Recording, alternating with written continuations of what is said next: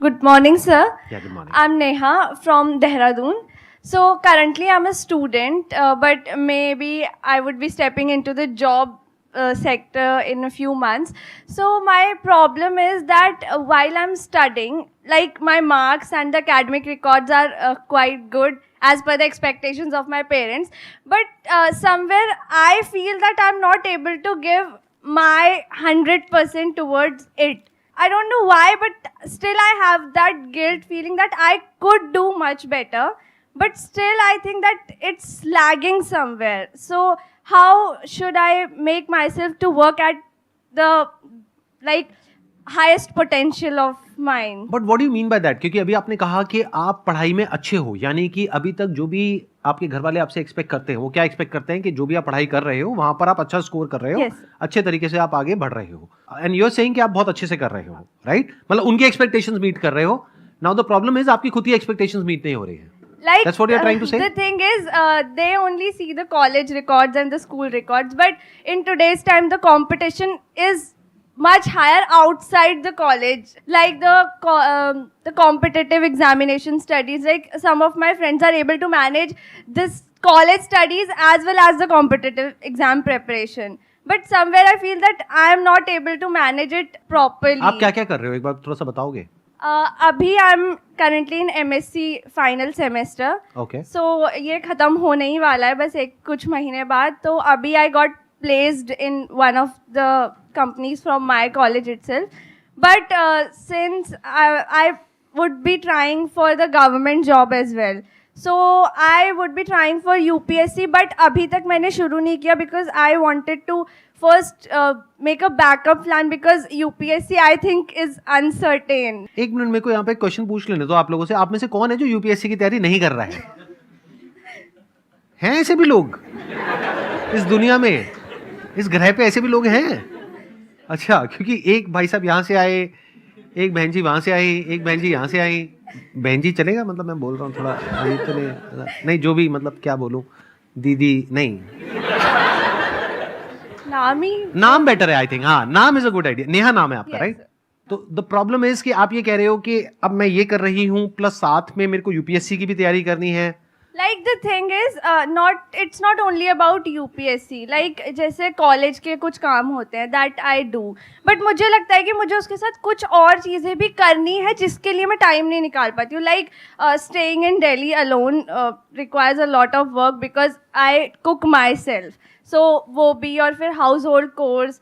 तो मतलब मुझे ऐसा लगता है कि मैं थोड़ा सा ना उन चीज़ों को थोड़ा ज़्यादा टाइम दे देती हूँ जो कि मैं अपने स्टडीज़ में और डिवोट कर सकती हूँ. पर वो थोड़ा मैनेज मुझे लगता है कहीं लैग हो रहा है, और उसी वजह से जो एक्चुअल पोटेंशियल है जिससे मैं लाइक स्टडी कर सकती हूँ वो थोड़ा सा कहीं छूट रहा है. आप जो भी कॉम्पिटिटिव एग्जाम्स की तैयारी करने वाले हो, दैट कुड बी यूपीएससी और एनी अदर एग्जाम, तो उसके लिए पढ़ाई तो करनी पड़ेगी. हाँ. तो अगर मैं अपने आप को रेट करूँ कि मुझे अगर वो तैयारी करनी पड़े, तो मैं रेट करूँगा अपने आप को 100 में से 4-5 नंबर या मैक्सिमम 10 नंबर तक, क्योंकि मैं खुद को जानता हूँ बड़े अच्छे से. तो आप अपने आप को कहाँ रेट करते हो? I am a kind of person कि मुझे कोई 24 घंटे भी बिठा के बोले तू बस पढ़ ले, बाकी सब हम कर लेंगे. I can do that very easily. 24 घंटे? हाँ. ज्यादा नहीं हो गया थोड़ा? नहीं, actually I have done it like a lot of times. अच्छा, मतलब कहने का एक तरीका है. I enjoy studying. नहीं, मैं आपकी भावनाओं की कदर करता हूँ, समझ गया आप क्या कहना चाह रहे हो. 24 घंटे मतलब कहने के लिए है, बट द पॉइंट इज कि मतलब आप दिन में 10-12 घंटे भी पढ़ सकते हैं. मतलब मैं बोर नहीं होंगी पढ़ाई से, ये है. अच्छा, तो आप मतलब बहुत ही पढ़ाई में बहुत आगे की स्टेज पर हो, यानी कि मतलब मे बी 100 में से अगर आपको नंबर दिए जाए, अपने आप को खुद को रेट करना हो, तो मे बी 95, 98, क्योंकि मेरे को नहीं लगता है यहाँ पे किसी में इतना दम भी होगा कि वो इतनी बड़ी बात बोल पाए. है कोई माइका लाल जिसमें इतना दम हो कि वो 24 घंटे नॉन स्टॉप पढ़ सके? कोई नहीं है. आधा घंटा सर, वो भी आधा घंटे में सर 30 बार और थॉट्स आते हैं सर. माइंड को फोकस कैसे करें सर? एनी हाउ, तो ये बोलने का दम बहुत कम लोगों में होता है. तो मे बी 100 में से आप हो 98, 99, मे बी 100, क्योंकि इससे ऊपर और क्या होगा? ज्यादा बोल रहे. मैंने ज्यादा बोला, आपने ज्यादा बोला है. शुरुआत किसने करी थी ज्यादा बोलने की? एक मिनट, आराम से प्रॉब्लम को समझते हैं. प्रॉब्लम यह है कि आप उतना नहीं कर रहे हो जितना आप कर सकते हो. पीछे से आपका फाइनेंशियल बैकग्राउंड कैसा है, यानी कि फाइनेंशियली क्या आपके पेरेंट्स आपको अच्छे से सपोर्ट कर रहे हैं? हाँ, they never like pressurise me on anything, like जो मैं करती हूँ दे ऑलवेज सपोर्ट मी। जो मैंने पढ़ाई का भी जो चूज किया उन्होंने कहा जो करना है करो। तो अब आपको फिगर आउट करना होगा कि ऐसा क्या है जो आपका जो बेसिक नेचर है उससे अलाइंड होता है। अब देखो, प्रॉब्लम एक ही है बट सॉल्यूशन दो अलग अलग है। अब जो लोग बहुत ही लीनियर तरीके से सोचते हैं वो कहेंगे प्रॉब्लम अभी जो इन्होंने पूछी थी वो भी ऑलमोस्ट ऐसी ही थी कि भाई करना चाहिए छोड़ना चाहिए। तो मैंने इनको क्या कहा, अगर मैं आपके स्टैंड पॉइंट से होऊंगा तो मैं तो छोड़ दूंगा। ये इनके लिए सोल्यूशन था। और आपके लिए क्या सोल्यूशन है, क्योंकि आपने कहा कि मैं इतना पढ़ सकती हूं, तो आपके लिए क्या सोल्यूशन है कि आप वो जो बाकी के काम है, यानी जो आप कह रहे हो आपका सारा टाइम वहां चला जाता है, घर में खाना बनाना, कपड़े धोना, हाँ, मतलब साफ कुछ भी, सफाई, हाँ। वॉटेवर, वो सब उस सब में टाइम चला जाता है। प्लस आप क्या करने वाले हो कि अभी आपकी प्लेसमेंट हो गई है, हाँ। जैसे ही आपकी जॉब शुरू होगी तो आपका सारा टाइम वहां चला जाएगा। हाँ, बट द थिंग इज कि स्टक नहीं रहना है ना उसी जॉब में भी, लाइक थोड़ा आगे के लिए भी कुछ। I was about to say that. तो मैं अगर आपकी जगह होऊंगा तो मैं क्या करूंगा, जस्ट एज एन एग्जाम्पल, या अगर मान लेते हैं कि मैं करियर काउंसलर हूं और मैं आपको गाइड कर रहा हूं कि क्या करना चाहिए, तो मैं क्या करूंगा, पहले आपके फाइनेंशियल बैकग्राउंड को देखूंगा कि आपके पेरेंट्स के पास में कितना पैसा है, क्योंकि पीछे से पेरेंट्स आपको सपोर्ट कर रहे हैं। तो अगर पेरेंट्स आपके फाइनेंशियली वेल ऑफ है, यानी वो अगले 2 साल तक 3 साल तक आपका खर्चा उठा सकते हैं, तो उनको बहुत अच्छी रिटर्न मिल सकती है। इन अदर वर्ड्स कि अगर आप अगले 2-3 साल तक लग करके किसी अच्छी जॉब के लिए तैयारी करते हैं, जहां पर के अच्छा हाई पेइंग आपको जॉब मिल जाएगी, जो आपको लगता है कि आपके लिए ज्यादा एफर्टलेस है, जिसमें एफर्टलेसली आपका ध्यान लग जाता है। कुछ सब्जेक्ट्स ऐसे होंगे जहां पे आपको बहुत एफर्ट लगाना पड़ता है, मान लेते मैथ्स में बहुत एफर्ट लगाना पड़ता है, बट ऐसे कुछ सब्जेक्ट्स हैं, फिजिक्स है, केमिस्ट्री है, वहां पे ध्यान एकदम से लग जाता है। तो जहां पे ध्यान लग जाता है, ऐसे जो सब्जेक्ट्स हैं उससे रिलेटेड जो करियर ऑप्शंस हैं, और जहां पे फ्यूचर पोटेंशियल बहुत अच्छा है, जहां पे आपको ये पता है कि अगर मैं 2 साल तक 24 घंटे ना सही दिन में 12 घंटे भी पढ़ाई करूंगी तो 2 साल बाद मैं ये क्रैक कर लूंगी, और उसकी श्योरिटी बहुत ज्यादा है। सुनना, ध्यान से सुनना, क्योंकि अगर श्योरिटी कम है तो मैं ऐसे करियर में नहीं जाऊंगा। मतलब आप ये कहते हो कि मैं दिन में 12 घंटे पढ़ाई करूंगी लेकिन आई एम नॉट श्योर कि 2 साल बाद मेरा होगा या नहीं होगा, तो I will not go in that career. I will go in a career जहां पे आई एम ऑलमोस्ट 100% श्योर। तो रिस्क जीरो हो गया, पेरेंट्स के लिए भी, आपके लिए भी। तो फिर मैं अपने पेरेंट्स से बैठ करके आराम से बात करूंगा कि भाई ऐसा कुछ मैं सोच रहा हूं कि अगले 2 साल में ये पॉसिबल है, तो मैं जॉब नहीं करूंगा। अभी सुनने में थोड़ा अजीब लगेगा आपको, क्योंकि आपकी प्लेसमेंट हो गई है, राइट? तो मैं जॉब के लिए मना कर दूंगा। अपनी पढ़ाई जो भी एमएससी है उसको खत्म करके, लास्ट सेम है उसको खत्म करके, मैं अपना पूरा फोकस डालूंगा अगले 2 साल के लिए अपने पेरेंट्स से डिस्कस करके कोई ऐसी एग्जामिनेशन को क्रैक करने में जिसकी क्रैक होने की पॉसिबिलिटी बहुत ज्यादा है, जहां पे कंपटीशन कंपैरेटिवली कम है, जहां पे ज्यादा लोग नहीं जाते हैं। ऐसे किसी एग्जामिनेशन में मैं नहीं जाऊंगा जहां पे सब लोग जा रहे हैं, जिसके बारे में सबको पता है। मे भी कोई ऐसी फील्ड चूज करूंगा जिसके बारे में बहुत कम लोगों को पता है। हो सकता है इंटरनेशनली कुछ ऐसा हो जहां पे स्कॉलरशिप्स मिलती हो, तो मैं उधर अपना एफर्ट लगाऊंगा। जहां पे मेरे को एक बड़ी स्कॉलरशिप मिल जाए या कुछ बड़ा होने की पॉसिबिलिटी बहुत ज्यादा हो, जहां पे बहुत कम लोग जाते हैं क्योंकि वो सोचते ही नहीं है इतना बड़ा। तो मैं कहीं ऐसी किसी जगह पे जाऊंगा जहां पे मुझे ग्रांट मिल जाए, स्कॉलरशिप मिल जाए और थोड़ा सा पेरेंट्स से सपोर्ट मिल जाए, और फिर मैं वहां पे से एक क्वालिफिकेशन को ले करके, डिग्री को या डिप्लोमा को ले करके, then I will start doing something big. तो 2 साल बाद जो मैं कर रहा होऊंगा वो उससे बहुत बड़ा होगा, जो अभी अगर मैं अपने 2 साल निकाल देता हूं घर के काम करने में या फिर एक जॉब करने में।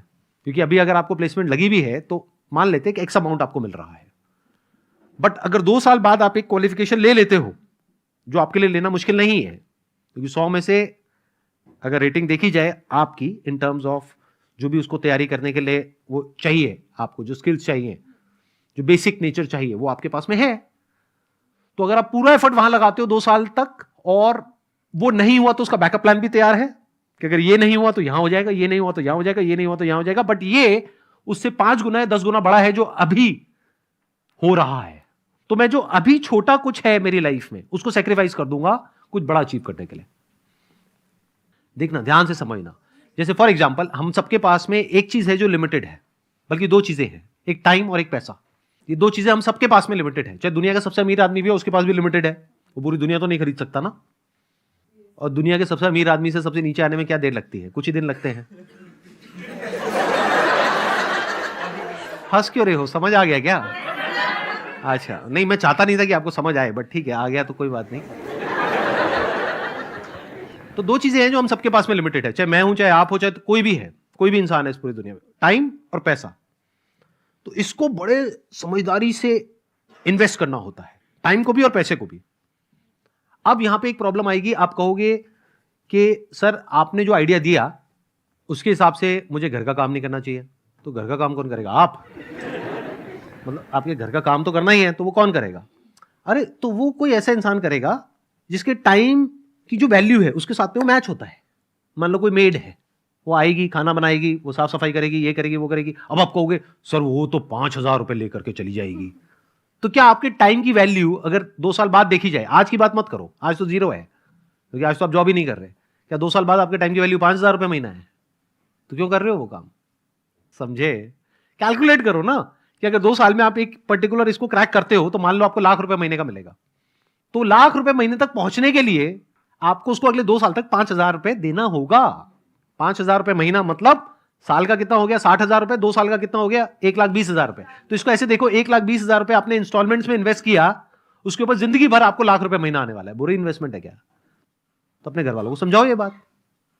प्लस जो जॉब आपने छोड़ी उसमें भी तो लॉस हुआ ना आपको। 2 साल तक मानो आपने एक जॉब छोड़ दी और आज आपको मिल रहा है मान लो 30,000 रुपए महीना, तो साल का कितना हो गया? 3,60,000 रुपए। 2 साल में कितना हो गया? 7,20,000 रुपए। तो 7,20,000 रुपए आपने छोड़ दिया, प्लस ये भी एक मेड रखी करी और वो सब अपने काम को डेलीगेट किया ताकि आप वन पॉइंटेड फोकस के साथ 2 साल तक पढ़ाई कर सको। तो टोटल लग गया 10 लाख रुपए। 10 लाख रुपए कितने टाइम में लग गया? अगले 2 साल में। लेकिन उस 10 लाख को आपने रिकवर किया कितने टाइम में? अगले 10 महीने में, जॉब लगते ही। तो ये कहां बुरी है इन्वेस्टमेंट? ये तो बढ़िया इन्वेस्टमेंट है। जब घर वालों को ये बात समझाओगे तो उनको समझ आएगी नहीं आएगी? बशर्ते कि आपके प्लान में दम हो। अब वो प्लान में दम क्या होता है, ध्यान से सुन लेना मेरी बात को। बट नॉट श्योर कितने लोगों को समझ आएगी, कितनों को नहीं आएगी, बट कोशिश की जा सकती है। करियर हमेशा ऐसा चूज करो जहां पे डिमांड बहुत ज्यादा हो, सप्लाई कम हो, यानी कि जो हर एक की नजरों में ना हो। अगर कोई ऐसा करियर आप चूज कर रहे हो जो सभी कर रहे हैं, तो आपके सक्सेसफुल होने की पॉसिबिलिटी बहुत कम है उसमें। That is a fact. Yes sir. Clear हुआ कुछ? हाँ, क्या बताओ? वही कि हमें मतलब अभी ये देखना पड़ेगा कि किस में हमें थोड़ा सा टाइम और इन्वेस्ट करके हमें बेटर बेनिफिट मिल सकता है, चाहे हमें थोड़ा सा अभी कुछ प्रेजेंट फायदों को सैक्रिफाइस क्यों ना करना पड़े। Please have a seat, let's give a big round of applause. Thank you sir.